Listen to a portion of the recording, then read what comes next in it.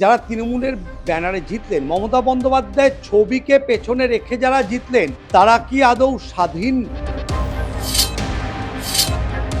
দল ছেড়ে দিয়েছেন, দলের সঙ্গে গাদ্দারি করেছেন, দল ক্ষমতায় থাকলো না বলে কি তারা দলের সঙ্গে থাকবেন না?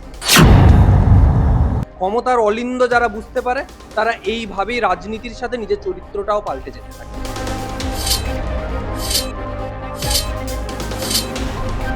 আমি নিশ্চিতভাবে বলছি 100% এরম যারা করেছেন তারা আবার দ্বিতীয়বার জিতে আসার জায়গায় থাকবেন না। ভারতবর্ষের স্বাধীনতা দিবস ৮০তম, আমরা সবাই যে যার মতো করে স্বাধীন আমরা উদযাপন করছি। আমরা যেমন টিম আর্ম প্লাস আমাদের মতো করে আমরা উদযাপন করছি, আমরা সুন্দর করে সাজিয়েছি, গুছিয়েছি। রাজ্য সরকার পালন করছে, কেন্দ্রীয় সরকার পালন করছে, সবাই করছে। কিন্তু ১ বছর আগে যদি একটু রিমাইন্ড করে নিয়ে যাই আপনাদের, গত ১৫ বছর যে ট্র্যাডিশনটা ছিল, celebration at midnight, independence night at midnight, Hazra মোড়, রানীকুঠি মোড়, হরিনাভি মোড়, কলকাতার একাধিক জায়গায় হঠাৎ করে সেই ছবিটা কিন্তু উধাও। না, মানুষগুলো উধাও হয়নি, মানুষগুলো আছেন বহাল তবিয়তে, কিন্তু তারা এই মুহূর্তে স্বাধীন না পরাধীন, মানে আমরা যেমন ওই মাপকাঠি করি না সূচকে, কোন দিকে তারা যাবেন তারা বুঝতে পারছেন না। মমতা বন্দ্যোপাধ্যায় রয়েছেন তার জায়গায়, কালীঘাটে তার বসত বাড়িতে। যারা জিতেছেন তৃণমূলের ব্যানারে মমতা বন্দ্যোপাধ্যায়ের ছবিকে রেখে, তারাও রয়েছেন। ঋতব্রত থেকে শোভনদেব, মদন থেকে শুরু করে ববি হাকিম, প্রত্যেকের আছেন। কিন্তু তারা কোনো কাজ স্বাধীনভাবে করতে পারছেন কি আজকে এই মুহূর্তে দাঁড়িয়ে, আজকের দিনে দাঁড়িয়ে সব থেকে বড় প্রশ্নচিহ্ন জনসাধারণের মনে। এবং আমাদের কাছে একাধিক কমেন্ট এসছে, যে কারণে আজকে আমরা দাদা দিদির রাজনীতিতে এরকম একটা খুব সেন্সিটিভ ইস্যু নিতে বাধ্য হয়েছি আপনাদের জন্য। যে যারা তৃণমূলের ব্যানারে জিতলেন, মমতা বন্দ্যোপাধ্যায়ের ছবিকে পেছনে রেখে যারা জিতলেন, তারা কি আদৌ স্বাধীন, মানে স্বাধীনভাবে দল করতে পারছেন, স্বাধীনভাবে চলতে পারছেন, ফিরতে পারছেন? এই বিষয়ে আমি আমার যে দুই সহকর্মী, একে একে আসবো। প্রথমে যাব সুচারু মিত্র, দীর্ঘদিনের পলিটিক্যাল সংবাদকর্মী, রাস্তায় নেমে গ্রাউন্ড জিরোতে কাজ করেন সুচারু। সুচারু, একটা কথা বলো, গত বছর পর্যন্ত যে ছবিগুলি আমরা দেখতাম, মানে অনেকটা সওয়া হয়ে গেছিল, এই মুহূর্তে সেটা আমরা আজকে জনসাধারণের কথা তুলে ধরতে চলেছি আমাদের সেগমেন্টে, যে তারা কি আদৌ স্বাধীন, মানে স্বাধীনভাবে কাজকর্ম করতে পারছেন, স্বাধীনভাবে চলতে পারছেন, স্বাধীনভাবে চিন্তা ভাবনা নিতে পারছেন। কিন্তু বিক্ষিপ্তভাবে কিছু কিছু দেখছি, কোন একজন কাউন্সিলর তিনি রাত ১২টায় তিনি ব্যান্ড পার্টি নিয়ে নেমে পড়েছেন। কিন্তু একটা যে ছবি আমরা দেখতাম গত বছর, এবছর কিন্তু সেই ছবিটা নেই। মানে তারা কি তাহলে পরাধীন হয়ে গেলে, নাকি স্বাধীনভাবে কাজকর্ম করতে পারছেন না, বিবেকের ভয় বা যে কোনো কিছুর ভয়? তারপর তো নানা দিকে নানা রকম থেরাপি চলছে। তোমার কাছে কি ছবিটা উঠে আসছে বা দেখছো তুমি? মমতা বন্দ্যোপাধ্যায় যখন তৃণমূল কংগ্রেসের প্রতিষ্ঠা করেছিলেন, সেই সময় প্রতিষ্ঠাতা সদস্য অনেকেই ছিলেন, মুকুল রায়ও ছিলেন। সেই প্রতিষ্ঠাতা সদস্যদের নিয়ে যখন দলটা তিনি তৈরি করেছিলেন, তিনি তো আর জানতেন না যে দলে এত গাদ্দার এবং বেঈমান থাকবে। তিনি জানতেন না।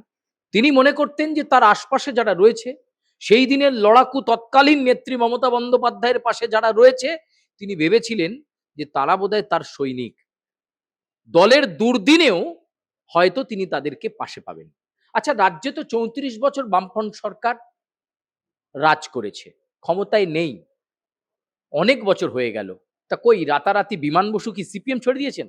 সূর্যকান্ত মিশ্র কি সিপিএম ছেড়ে চলে গেছেন? মোহাম্মদ সেলিম সিপিএম ছেড়ে চলে গেছেন? আচ্ছা, এদিকে চলে যাও, একেবারে দমদম থেকে শুরু করে গৌতম দেব চলে গেছেন অসুস্থ, কিন্তু এখনো তিনি আদ্যন্ত সিপিআইএম নিজেকে দাবি করেন। আচ্ছা, তুমি ওদিকে চলে যাও, মানস মুখার্জি কামারহাটি চলে গেছেন? যাননি।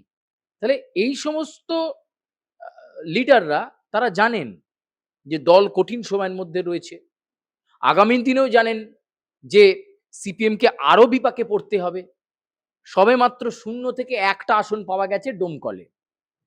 তারা জানেন যে বিধানসভায় মাত্র ১ জন তাদের সদস্য আছে, কিন্তু তা বলে কি তারা দল ছেড়ে দিয়েছেন, দলের সঙ্গে গাদ্দারি করেছেন, দল ক্ষমতায় থাকলো না বলে কি তারা দলের সঙ্গে থাকবেন না? মমতা বন্দ্যোপাধ্যায় যাদেরকে বিশ্বাস করেছিলেন তাদের 90% বললে ভুল হবে, 99% জাত বেঈমান।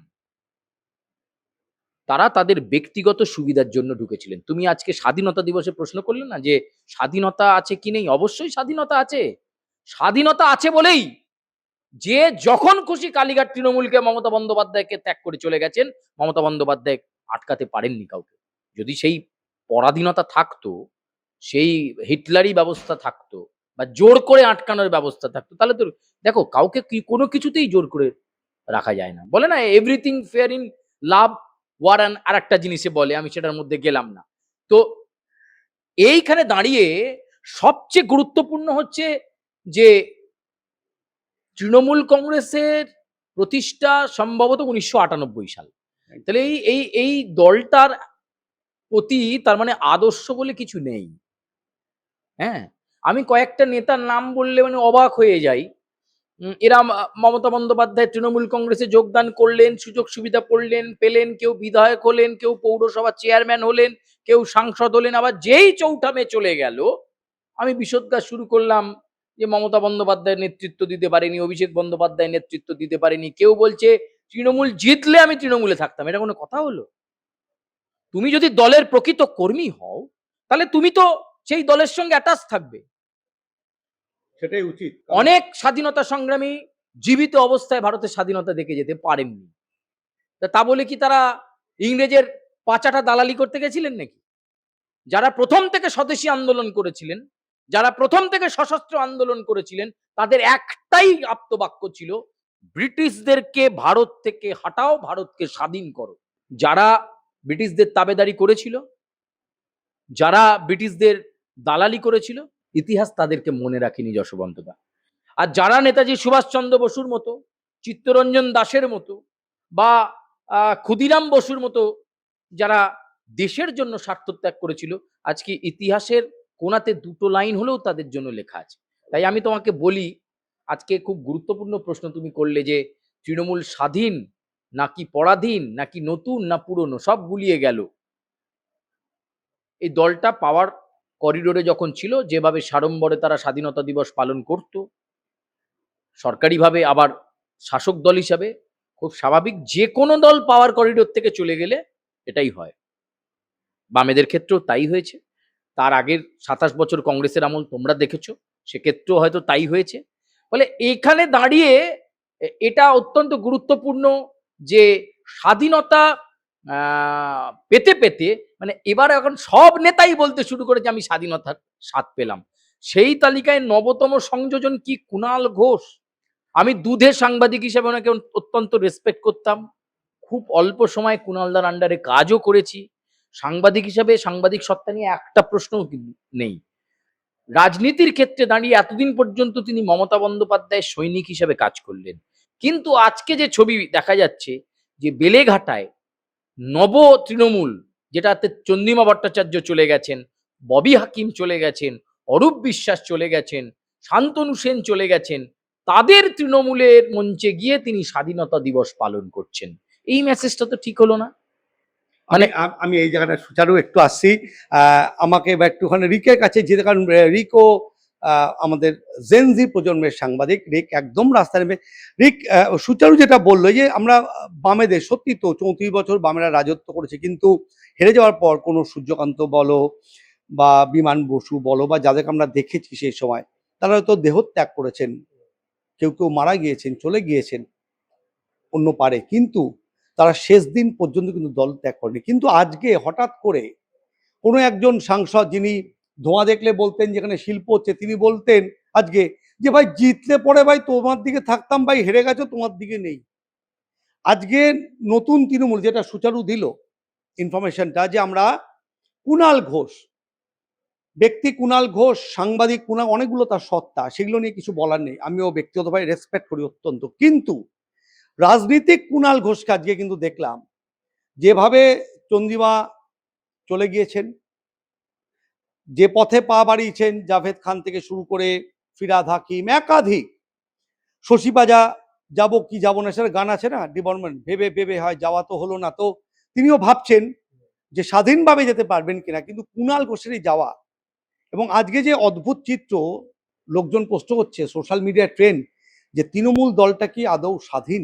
যতদিন পাওয়ার করিডরে ছিলেন মমতা বন্দ্যোপাধ্যায়ের ছবিকে রেখে জিতেছেন, 80 জন কিন্তু বিধায়ক আছেন, তারা কি আদৌ স্বাধীনভাবে চলতে ফিরতে সিদ্ধান্ত নিতে দল করতে পারছেন, নাকি সেখানেও ওই ভালো মন্দ লাস্ট যেটা বললো? তোমার কাছে কি ছবিটা উঠে আসছে আজকে স্বাধীনতার দিনে? দেখো, স্বাধীনতার দিনে আজকে যে ছবি রচনা বন্দ্যোপাধ্যায়ের কথা, যার কথা বলে শুরু করলে তুমি, রচনা ব্যানার্জি একটা সময় যখন দেখেছি আমরা ব্রিগেডের ময়দানে 2024 সালের লোকসভা নির্বাচনের আগে, দিনটাও বলে দিচ্ছি, 10ই মার্চ, জনগর্জন সভা, প্রথম র্যাম্প দেখলো এই বাংলা। ব্রিগেডের মাঠে র্যাম্প করা হলো, সেই র্যাম্পে মমতা বন্দ্যোপাধ্যায়ের সাথে হাঁটলেন রচনা ব্যানার্জি একদম প্রথম সারিতে। সেখানে কি কোথাও দেখে মনে হয়েছে যে রচনা ব্যানার্জিকে মমতা ব্যানার্জি এরকম হাত ধরে টানতে টানতে নিয়ে যাচ্ছে জোর করে? না, নিজের স্বইচ্ছায় নিজের দুটি পায়ে তিনি হেঁটেছেন, কোথাও হাত পা বাঁধা, জোর করে টানতে টানতে নিয়ে যাওয়া হচ্ছে তা তো না। আজকে এসে তার মনে হচ্ছে, বোধোদয় হচ্ছে যে তিনি তৃণমূলে গিয়ে ভুল করেছেন। আসল কথাটা বলেই ফেললেন এই ধোঁয়া ধোঁয়ার মতো, এই ধোঁয়ার মধ্যেই, যদি তৃণমূল ক্ষমতায় থাকতো, রচনা ব্যানার্জি তৃণমূলেই থাকতো। বিজেপি সরকার গঠন করেছে, তাই আর তৃণমূলে থাকার মানসিকতা নেই, এনডিএ জোটে চলে যাচ্ছে থ্রু এনসিপিআই। থ্রু এনসিপিআই। কিন্তু যে মানুষগুলো আজকে রচনা ব্যানার্জিকে জেতালো, ভোটটা দিল, যে সাধারণ মানুষ, তাদের সাথে কি জাস্টিসটা হলো? তারা কি সত্যি স্বাধীনভাবে তাদের ভোটাধিকারটা দিতে পারলো? যাকে আমি স্বাধীনভাবে ভোট দিয়ে নির্বাচিত করলাম আমার জন্য কাজ করার জন্য, দিল্লির সরকারের বিরুদ্ধে বিরোধিতা রাখতে পারে সাধারণ মানুষের, তাই আমি তৃণমূল বিরোধী শিবির, তাদেরকে ভোট দিয়ে সেখান থেকে সাংসদ তৈরি করলাম, তাহলে আমার ভোটার স্বাধীনতা কোথায়? আমার ভোট প্রয়োগের স্বাধীনতাটা কোথায় যে আমি যাকে ভোট দিয়ে তৈরি করলাম সে আজকে যার বিরুদ্ধে ভোট দিলাম তার সাথে গিয়ে হাত মিলিয়ে একই চেয়ারে বসে পায়েস খাচ্ছে? স্বাধীনতা তো নেই। এই জায়গায় দাঁড়িয়ে মমতা ব্যানার্জি বা রচনা ব্যানার্জি, মমতা ব্যানার্জি বোঝেননি যে এই কিছুদিনের সুখের পায়রারা তারা সুখ খুঁজতেই ব্যস্ত। মমতা ব্যানার্জির কাছে সুখ পেয়েছিলেন, ক্ষমতার অলিন্দে ছিলেন, ক্ষমতা চলে গেছে মমতা ব্যানার্জির কাছ থেকে, তাই এবার অন্যদিকে চলে যাচ্ছে ক্ষমতার অলিন্দে থাকার জন্য। কিন্তু রচনা ব্যানার্জি, তিনি যে কিভাবে জলটা মাপলেন এতদিন ধরে, যে আর কিছুদিন দেখে যাই, আর কিছুদিন দেখে যাই, তারপরে না হয় মুখটা খুলি, এই মুখ খুলতে খুলতে এমন জায়গায় তিনি পৌঁছে গেলেন যে বিজেপির পার্টি অফিসে বসে, যেখানে এখনো পর্যন্ত লোকসভায় রচনা বন্দ্যোপাধ্যায় তৃণমূল সাংসদ লেখাটা যাচ্ছে, সেখানে বিজেপির পার্টি অফিসে বসে তিনি সাংবাদিক সম্মেলন করছে। আর কতটা ক্ষমতার অলিন্দে থাকার জন্য নিচে নামবেন সেটাই দেখার। আর এখন বর্তমান সময়ে রাজনীতি, তুমি যে কথাটা বললে সিপিএম আমলে যে যে দল করতো সেই দলে থেকেই শেষ নিঃশ্বাস ত্যাগ করতো, এখন রাজনীতিটা পাল্টে গেছে। সিভিতে যেরকম থাকে না যে আমি এই এই কোম্পানি ঘুরে এসেছি, তেমন বিজেপি, তৃণমূল, সিপিএম, কংগ্রেস, যে যত দল ঘুরবে তার সিভির ওজনটা তত ভারী হবে, অন্য নতুন দল আসলে সেখানে চান্স পেতেও তত সুবিধা হবে। ক্ষমতার অলিন্দ যারা বুঝতে পারে, তারা এইভাবেই রাজনীতির সাথে নিজের চরিত্রটাও পাল্টে যেতে থাকে আস্তে আস্তে। দেখুন, সুচারু এবং রিকের কথায় যেটা উঠে আসছে, আমি লাস্ট একটু সুচারুর কাছে যাবো। সুচারু, আমাদের সংবিধান আছে দেশের, সংবিধান কে আমরা অত্যন্ত মান্যতা দিই, কিন্তু ধরো এই যে তুমি আমি স্বাধীনভাবে যে সত্তাটা প্রয়োগ করলাম, যে আমার তোমার সময় নেই, আমরা একজনকে নির্বাচিত করলাম আমাদের হয়ে কথা বলার জন্য, তাই তো? তিনি দেখলাম জিতলেন, কিন্তু তিনি স্বাধীনভাবেই সিদ্ধান্ত নিয়ে নিলেন যে না, এই দলে আর নয়, আমি এবার অন্য দলে চলে যাই। কিন্তু আমরা কিন্তু মত প্রয়োগটা কিন্তু নিজের স্বাধীনভাবে আমরা ভাবনা চিন্তা করে করেছিলাম। এই জায়গাটা ভবিষ্যতে অ্যাপিল করার, বা আমাদের সোশ্যাল মাধ্যম দিয়ে, বা আমরা যারা গণমাধ্যমে কাজ করি, বা আমরা যারা ডিজিটাল মাধ্যমে কাজ করি, যে আমাদের যে স্বাধীন সত্তাটা, এটা তো কার্যত কোনো জায়গায় হত্যাও করা হলো সেইভাবে, কারণ আমাদের তো মান্যতা হলো না, তাই না? এই বিষয়টা নিয়ে যদি কিছু একটু আলোকপাত করো। একটা দুর্দান্ত গান মনে পড়লো নচিকেতার, কে যে কখন কার পেছনে বুঝি না কে খাঁটি, আজকে যিনি তিরঙ্গাতে কাল ভক্ত রামের। ফলে প্রত্যেকটা ক্ষেত্রে দেখো, সেটা সিপিএম বলে নয় বা তৃণমূল বলে নয়, বা বিজেপি বলে নয়, বিজেপিও তো অনেক সময় অনেকে ভেবেছেন বিজেপি ক্ষমতায় আসছে না, টুক করে অন্য জায়গায় আবার ডব চলে যাই। এটা ঠিক নয়। এটার ক্ষেত্রে আমাদের সংশ্লিষ্ট আইন হওয়া খুব জরুরি এবং সেই আইনের আওতায় এনে এদের বলা উচিত যে আবার তোমরা নির্বাচনে নতুন করে জিতে এসো।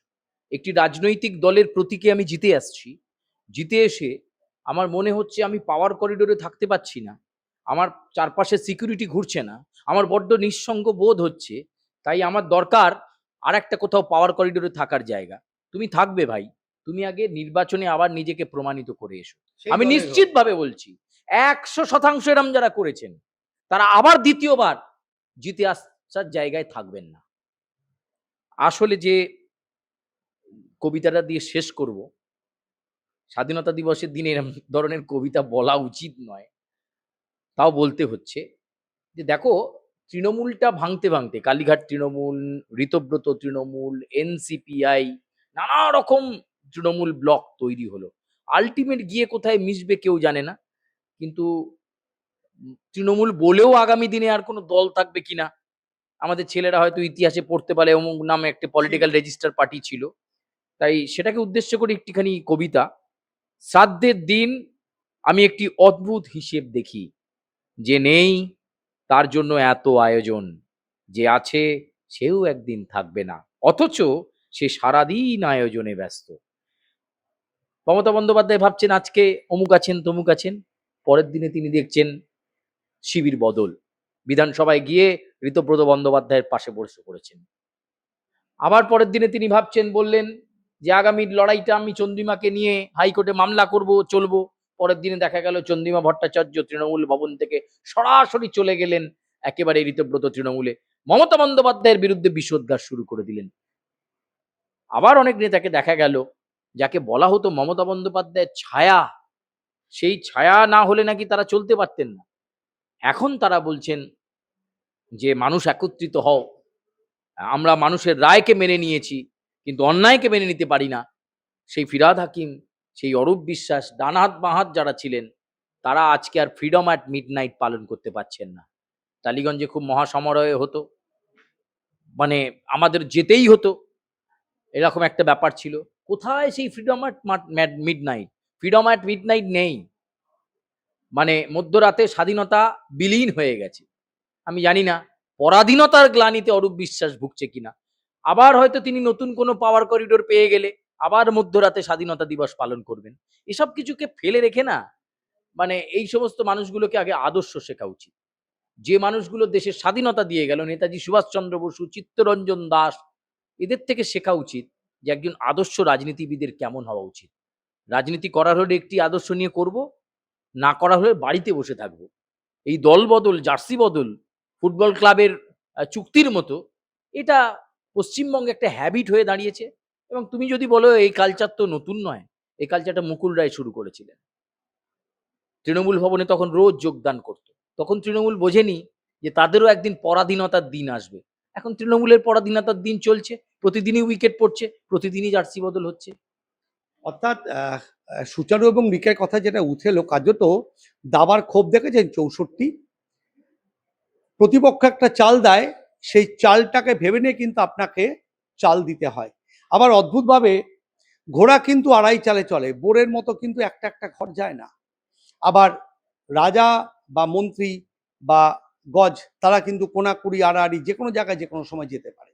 অর্থাৎ তেমনি এই মুহূর্তে তৃণমূল কংগ্রেসের যে অবস্থা, তারা অন্যান্য যে দল, মানে রাজনৈতিক দল, মানে সিপিএম, কংগ্রেস, এনসিপিআই বা আদার্স যারা, আইএসএফ আছে, আমজনতা উন্নয়ন আছে, কে কোথায় যাবেন, কে কোথায় পাওয়ার করিডোরে থাকবেন, এই নিয়ে চিন্তায় কিন্তু তাদের যে স্বাধীন যে সত্তা, স্বাধীন যে চিন্তা ভাবনা, সব বিসর্জন।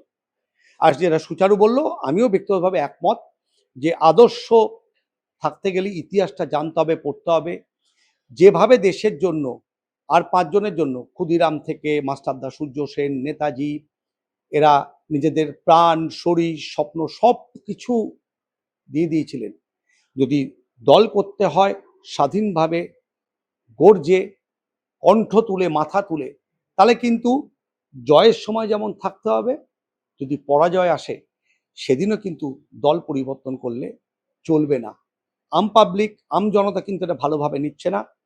আমাদের তারা জানিয়েছিলেন, আমরা চেষ্টা করলাম আজকে স্বাধীনতার দিনে একটা অদ্ভুত টপিক আপনাদের সামনে তুলে এনে বিশ্লেষণ করতে এই দাদা দিদির রাজনীতির মঞ্চে। কমেন্ট সেকশনে জানাবেন। আজকে যশবন্ত বিদায় নিচ্ছে আপনাদের থেকে। পরবর্তী দিনে অন্য কোন এপিসোড নিয়ে, অন্যভাবে, অন্য বিশ্লেষণ নিয়ে আবার হাজির হবে আপনাদের সাথে। ভালো থাকবেন। নমস্কার।